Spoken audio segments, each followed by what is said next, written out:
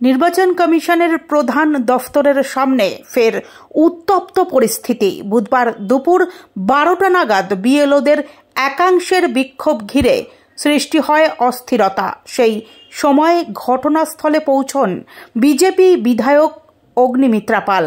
কিছুক্ষণের মধ্যেই কমিশনের ভেতরে প্রবেশ করতে দেখা যায় রাজ্যের বিরোধী দলনেতা শুভেন্দু অধিকারীকেও। বিক্ষোভরত বিএলওদের অভিযোগের তীর ছিল নির্বাচন ব্যবস্থার বিভিন্ন অনিয়মের বিরুদ্ধে। তাদের দাবিপত্র জমা দিতেই কমিশন দফতরের সামনে সমবেত হয় বিএলও অধিকার মঞ্চের সদস্যরা। কিন্তু শুভেন্দু অধিকারীকে দেখেই বিক্ষোভ আরও তীব্র হয়ে ওঠে। তাকে ঘিরে স্লোগান দিতে শুরু করেন বিক্ষুব্ধ বিএলওরা। পরিস্থিতি সামাল দিতে দ্রুত এগিয়ে আসে পুলিশ।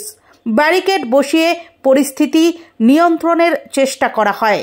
বিজেপির অভিযোগ, বিক্ষোভকারীদের একাংশ তৃণমূলপন্থী এবং তাদের উদ্দেশ্য ছিল বিজেপি বিধায়কদের পূর্ব ঘোষিত কর্মসূচি ব্যাহত করা। কারণ বিজেপি বিধায়কদের প্রতিনিধি দল আসার আগেই বিক্ষোভকারীরা এলাকায় অবস্থান নিতে শুরু করেন।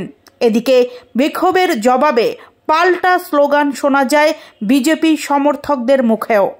ব্যারিকেডের ওপর উঠে বিক্ষোভ চালাতে থাকেন বিএলওরা, যার ফলে এলাকায় উত্তেজনা আরও বৃদ্ধি পায়।